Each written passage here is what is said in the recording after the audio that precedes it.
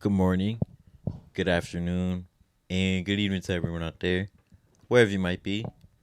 Welcome to another episode of the Casual Takes Podcast. I'm Greg Coleman, and I was partially right in regards to how Sunday's game against the Bucs would go. I said that the Bears would have a breakout game on both sides of the ball, on offense and defense, and I also said that the Eagles would have their coming out game, their their best showing up to this point in the season, and they were going to run wild against the Bucs. I was also partially wrong too in this regard, as we ended up getting a Rams esque type of game. As I was clenching my stomach for a good portion of the second half, and I was mostly on edge like at that point in the second half too. And first half, the Eagles looked great. On the very first drive of the game, the Eagles forced a punt. Special teams picks up exactly where they left off from last game against the Rams, and they block a punt for a touchdown. And so this ended up being a difference maker in the game, but I honestly saw it as a tone setter. Next drive, we force a three and out, and so the offense gets the ball for the first time. My biggest question going into this, not only this drive, but really the game as a whole, was whether the offense was going to have a breakout game, kind of like I predicted. I was I was right. The offense drives on the field and they score, make it a 14-0 game. And the next drive, defense forces a field goal and offense gets the ball back. They don't score. It's 3 not more specifically. And so I'm like, all right, like, it happens in the game. I liked what I saw from the last drive from the Eagles, and so I'm sort of just gonna go back to the drawing board, etch a sketch this three and out, and really give me and the fans really faith going into the rest of the game. The defense goes back onto the field, and they force yet another punt. From this punt, the offense responds and they drive down the field for another touchdown to Dallas Goedert. And from this point on, I'm very, very confident with how the offense is looking. I mean, the run game isn't the best, and with Saquon, and I'm hoping that that could change in the second half. Like, I feel like he could break out in the second half at some point, which was like kind of like the formula to how we were winning games last year. And most importantly, Jaden looks superb. He went 15 for 16 with 130 passing yards. And with how superb we were looking in the air, I just wanted to see A.J. Brown get more involved in the second half, given how the numbers looked. Defense looked even more elite, too, as we only let up 6 points at this point on. And at the half, score was 24-6, Eagles advantage. Fast forward to the second half, and not gonna lie, we get a whole new team. Or is it the same team that we've been seeing? We open up the half since we get the ball back on offense with a three and out. On this drive, it is an inside run, loss of 3. Jalen Hurts gets sacked, which is a loss of 9. And then the offense, I guess, is waving the white flag at this point, which I guess was whatever. We do another inside run for a gain of 3. And we punt the ball back to the Bucs offense. But once again, the defense comes up big. And the first a turnover on downs in 4 plays, which I guess you could consider that a 4 and out, depending on how you look at it. And you would think with how elite the defense is looking that they would get rewarded. No, that's not what happened. All we get is another nothing burger, honestly speaking, and it is another three and out. And at this point now, I'm a little concerned in the direction that the offense is going. Not gonna lie. We're losing that creative spark, barely generating any possession, time of possession, and we're keeping our defense on the field too. As I mentioned, it was 90 degrees. They said it on the broadcast. I mentioned it before the game, and it was going to feel like 100 degrees too.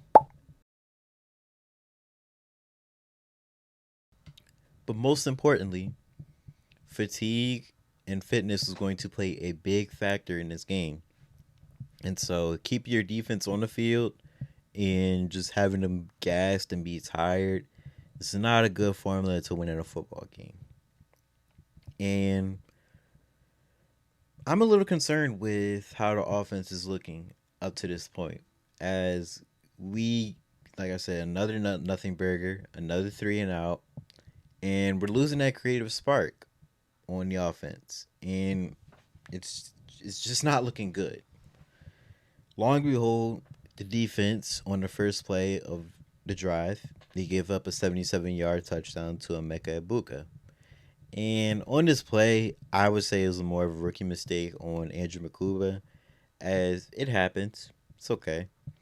His assignment on this play was to be the safety help and kind of not have the big or force the big play touchdown. But like I said, it happens. I know they're going to look at the film, figure out what to correct from this. And like I said, it's a rookie mistake. After giving up the big play on defense, I want the offense to go back out there after looking lackluster to start the second half, and kind of prove the doubters wrong.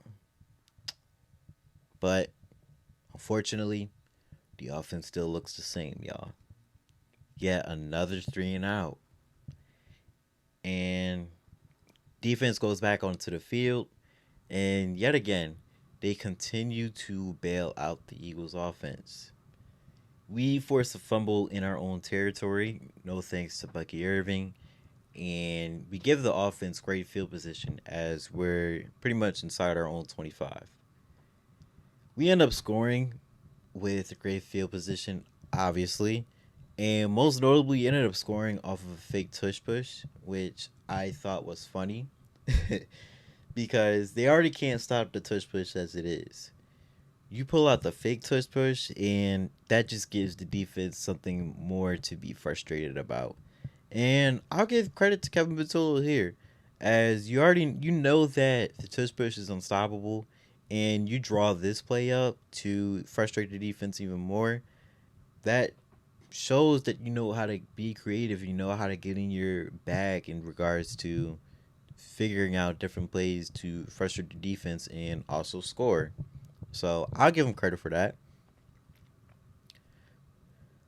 Yet again, the Bucs offense, they go back out into the field and they respond off of the touchdown as a broken play due to the pass rush leads to Jahia Campbell pretty much being outran by Bucky Irving for a 72-yard passing touchdown. And, like I said, broken play, and it was pretty much a kind of a rookie mistake in that regard too, as Campbell was a little bit early in playing for the ball and just led to him being outran by the running back on the play, and there was no safety or really any defensive back help on that play. So, like I said, it's not entirely on him either, but it also is a little bit of a rookie mistake too.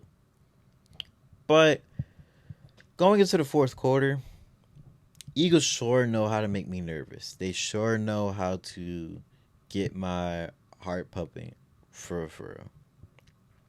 At the start of the fourth quarter, the Eagles, excuse me, the Bucs get a field goal to make it a one-score game or 8 points. And the Eagles' offense isn't doing anything notable, but just committing three and out after three and out after three and out. Most notably, there was a drive in the fourth quarter, and we only had 12 seconds in the drive.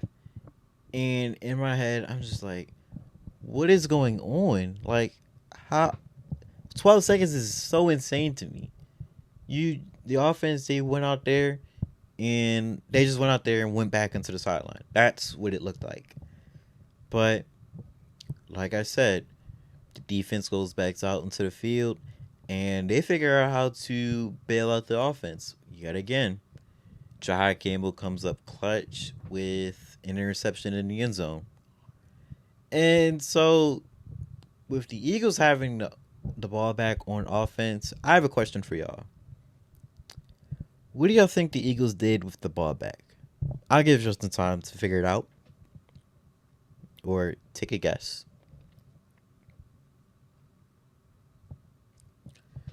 Spoiler, y'all. They commit yet another 3-and-out. And it's just concerning. It is just concerning why our offense looks so bad. And so the Bucs get the ball back yet again for really what they see to be their game-winning drive. And once again, the defense comes up big.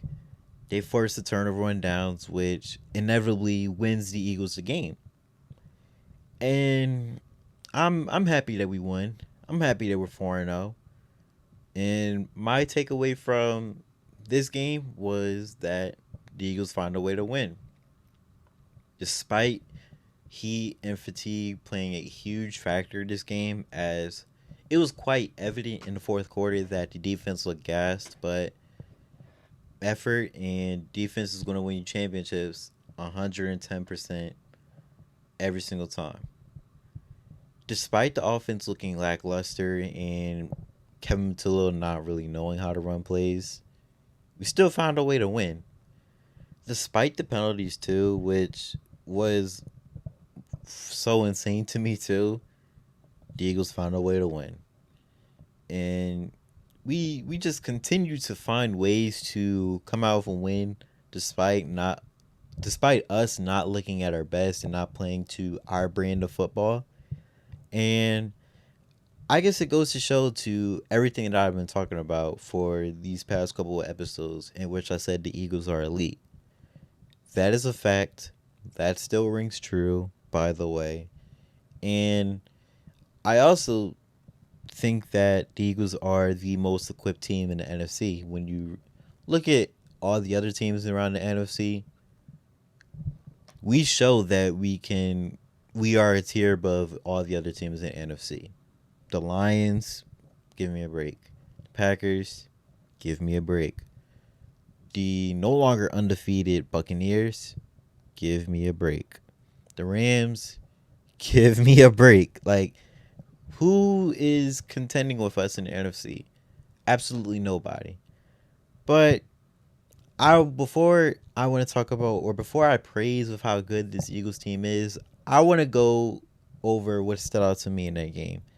And it's not all so great. And so, first things first, I want to talk about Kevin Patullo. I had faith in you. And I just want to talk. I just want to talk. After the second half comeback against the Rams, after the first half against the Bucs, you had many believers in yourself. Not me, though. Not me. But you had many believers that believed that you were calling a competent offense up to this point now. Somehow, some way, you went back to the cookie cutter offense for whatever reason, only calling the four same plays that we all knew that you were going to call. Inside run after inside run after inside run. And it's like this video that I saw around the internet where it was Patullo looking at the Domino's menu rather than the playbook. And something to point out in the second half is that I mentioned that Jalen looked superb in the first half, going 15 for 16 for 130 yards. Those 130 yards were still the same in the second half, as he did not complete a single pass. And that just goes to show you how bad this offense looks at the moment. I mean, I just said inside run after inside run after inside run is 3 and out after 3 and out after 3 and out. Like the 12-second drive that I mentioned, embarrassing, inexcusable. Like in a professional football game, how do you allow little stuff like this to happen? And this is just not an offense that's going to win you a championship. I mean, like let's tell the truth here.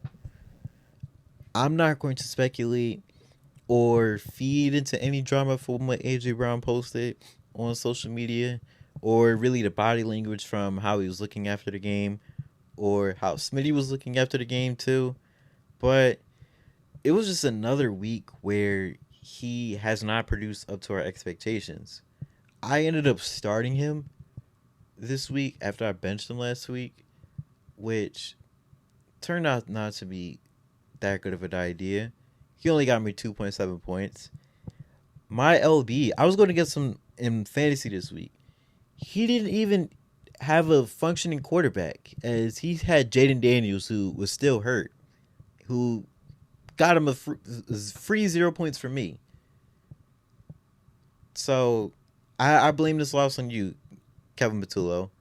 But I'm always going to be wins above stats, even though I do talk about fantasy and that nature. But there's only so much that a team can endure through these struggle wins, as I like to call them, before we really end up exposing ourselves. And how we're going to expose ourselves? The offense is going to be the suspect for that. And really, my biggest takeaway from AJ Brown and his frustration is the lack of any productive routes. And just it led to him being swarmed on by the defensive backs. And it also led to that 12-second drive too, as the summary of that 12-second drive was a force feed to AJ Brown on 3 consecutive plays. And I will be a little bit critical of Jalen also, as I don't really see the need to force feed him the ball. But it just seemed like both the offensive coordinator, Mr. Patullo, and Jalen were just trying to maybe meet their quota on that play, as it was just like, here, do something with it. And that's not ethical football. But if it wasn't for the blocked punt or a touchdown in our own territory, we're honestly looking at a different game. And my opinion to Kevin Patullo, call better, please. Please. Stop force feeding on stupid, terrible routes. Like, you know that we can throw over the middle. That can be a formula into getting our receivers involved too, right?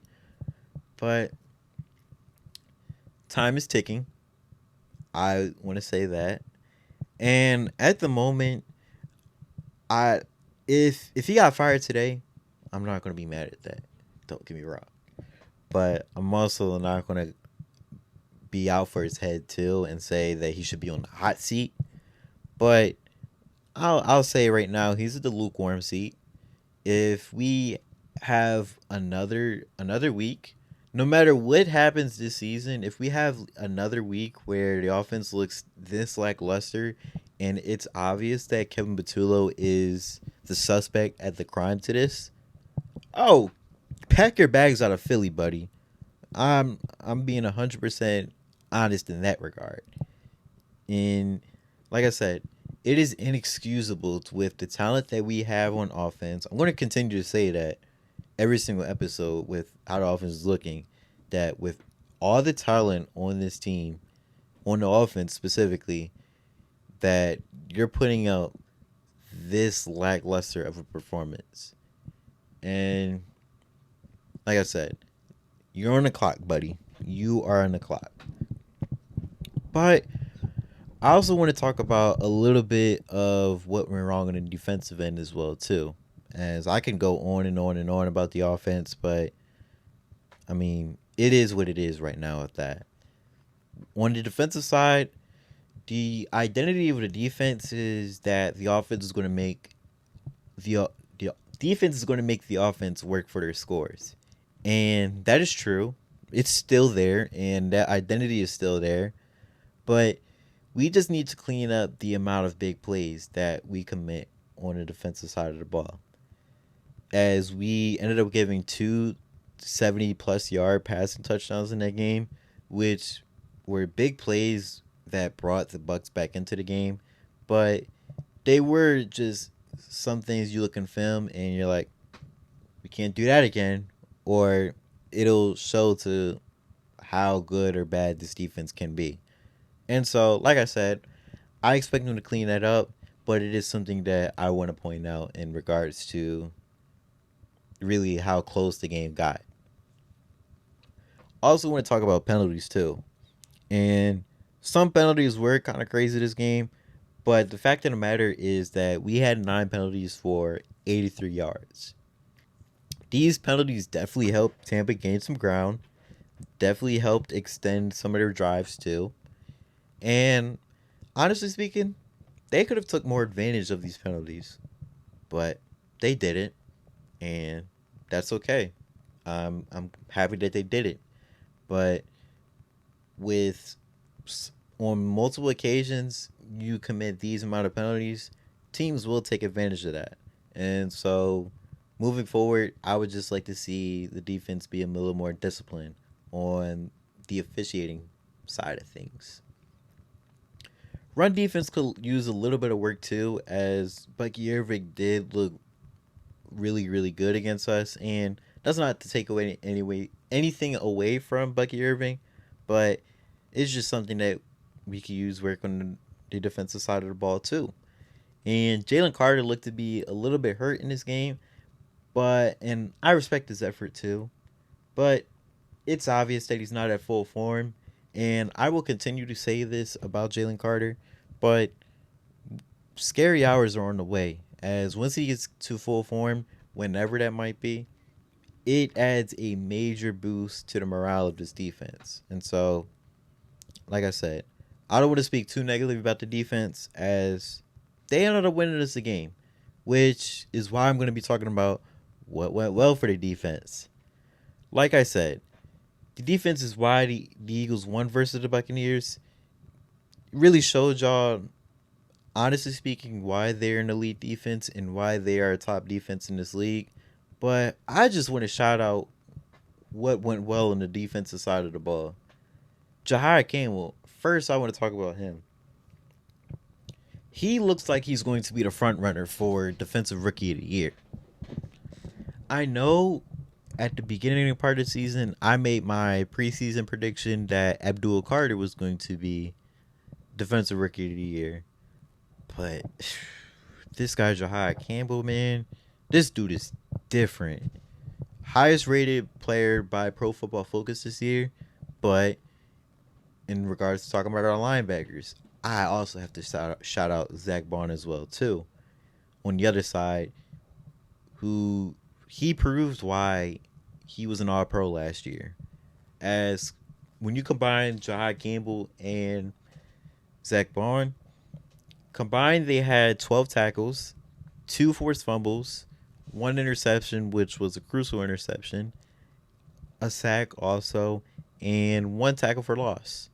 And N'Kobe Dean may be back sooner before we know it. And so, like I said, the linebacker core, honestly speaking, I used to pray for times like this. I remember the Nate Singleton, Nate Gary, etc., etc. We're in the golden era in terms of our linebacker core right now. But I also want to talk about a golden era in regards to our secondary, because I remember James Bradbury, Kerry Williams, Bradley Fletcher. Now we have Quinyon Mitchell holding it down. And Quinyon Mobe is real. People talk about Revis Island and this, that, and the third, and I'm not going to take away anything away from Revis Island. Don't get me wrong. But 9 targets 2 catches for 6 yards, 5 pass breakups, and a 39.6 passer rating on Emeka Egbuka, and 1 helmet ripped off as well too. And he had Emeka Egbuka in a box. I know y'all call him Quiniano Bay, but I also call him UPS too. And he is a top 5 corner in the league, whether people want to admit it now or not. But he has just blossomed into this elite corner in the league, and I'm really excited to see really how much better he can get, because there's just a lot of potential within him that I think is yet weird to see, and so scary hours with him too. Lastly, I want to shout out Muro Jomo as well too. First of all, I had him as my breakout prediction at the early part of the season, and I've just been a fan of him up to this point. Not only did he have a clutch sack in the fourth quarter, but he was constantly generating pressure in the game too. Most notably, that interception where Baker Mayfield was running around, running around, running around, throws it to Jahai Campbell. He was generating pressure on that play too. And so I'm really excited to see how far he can go this season. He's going to break out this year, and like I said, I don't predict, I spoil, and I'm spoiling with that. But moving on to week 5, we have the Eagles going against the Denver Broncos. Back at the link, and whether you look at the odds, I've seen 4.5 favorites, I've seen 5-point favorites, I've seen 5.5 favorites. With the Broncos on a short week, the expectation is that the Eagles should get the win. And that's not to say that the Broncos aren't a good team, as I like Bo Nix. I think he's a young, talented quarterback. I think he has a long future in this league as well. I also think that the Broncos' defensive line has looked impressive up to this point. Secondary can also cause some problems as well, as Patrick Surtain is tier 1 defensive back in this league too. And not to mention, the Broncos also just put up a 500-yard spot against the Bengals, and the Bengals defense is not good by any means. But that's also not going to take away from 500 yards. It's 500 yards in the NFL is still going to put the league on notice. And so I think that should put the Eagles defense on notice, and I think that's something to look out for. And so, to my point, like I said, the Broncos are not a bad team by any definition. And so, my casual take for this game, I just ask that this be the Eagles' breakout game. I said it about the Bucs last week, but being back at home, I think it's time to give the fans a show. It's time to really give us what we want, honestly speaking. Like I said about Nakobe Dean, he may be back this week, and so that should add strength and numbers to our defense. But I know the defense is going to hold it down. More importantly, I want to talk about the offense. And Mr. Bertullo, please, please, please, please. I am asking you, please, please, please, please, please, to open up the playbook. Show me and Eagles fans all around that, you were just joking. You were just playing around these past 4 weeks. You know how to be a competent offensive coordinator. You know how to be a competent play caller. And if the offense is as bland and as lackluster as they have been these past couple of weeks, this could be a trap game, honestly speaking. If we keep committing 3-and-out after 3-and-out, after inside run after inside run, we are going to regret the fact that we did. And so this defense is going to the Broncos defense is going to come to play this week. And so gotta find some way to combat against that, Patullo. And the defense is going to get better every single week, and they can't save us. They can't save us. They are not our savior. And so, offense, here's to a very good showing this week. Here's to proving the doubters, much as myself, wrong. And here's to an impressive win this week, too. I would like to see us win by 2 scores just to see on both sides of the ball being a breakout game. I want this to be our best game up to date and be our best team up to date, but time will have to tell. And so I would like to see the doubters proven wrong. But next time y'all see me, it'll be a reaction to everything week 5, hopefully with the win. Hopefully with the win. But moving on around the league, the Giants proved me wrong. Honestly speaking, first win of the season. They get the first win of the season against a good Chargers defense. Jackson Dart, he showed flashes of talent against a good defense. And Cam Scatterboo, he looks to be a future feature back in this league too. So, most importantly on the offense though, I'm really gutted for Malik Neighbors, honestly. Very unfortunate injury. I really thought that this year was going to be a big year for him, especially when you insert Jackson Dart into the offense. That definitely was going to increase the amount of big plays for him. But definitely want to send my prayers to Malik Neighbors and to Giants fans all around too. Moving on to the Dolphins.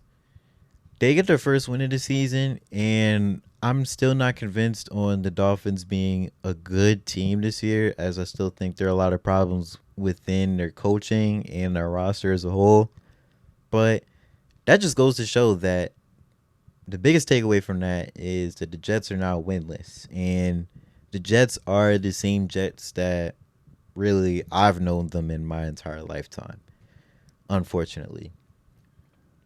Also, shout out to Kenny G, Kenneth Gainwell. Had a big day in Ireland as well as the rest of the Steelers. And who knows, they might be able to contend for that NFC North championship spot.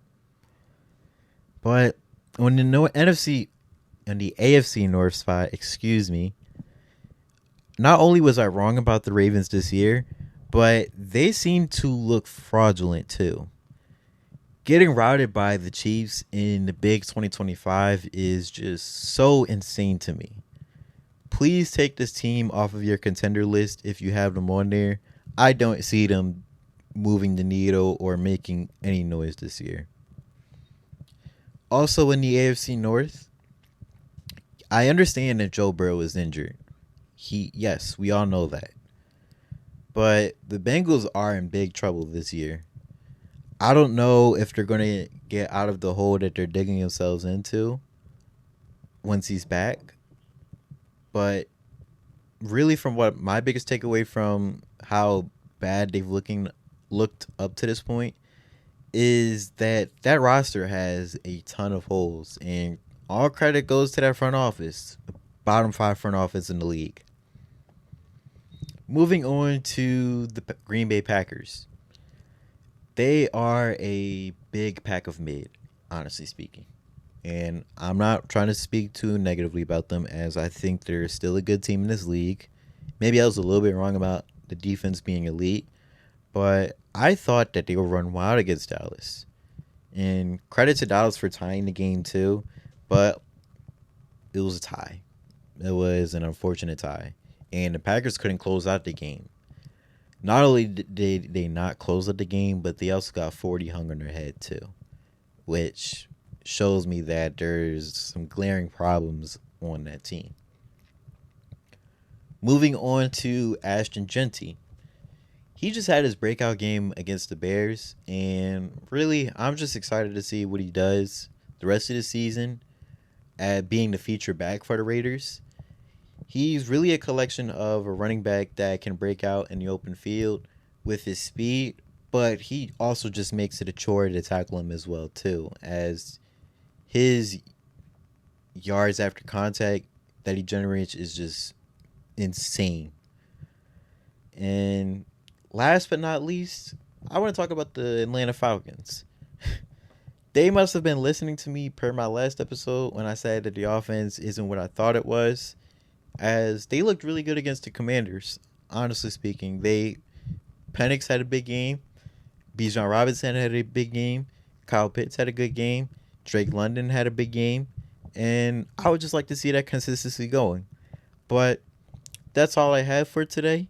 Next time y'all see me, it won't be that far away. As the next time y'all see me, it won't be about football, but it'll be about what's going on in the Phillies NLDS predictions, as it'll be either against the Reds or it could be against the Dodgers. And so once I find out all of that, y'all be getting an episode coming out shortly.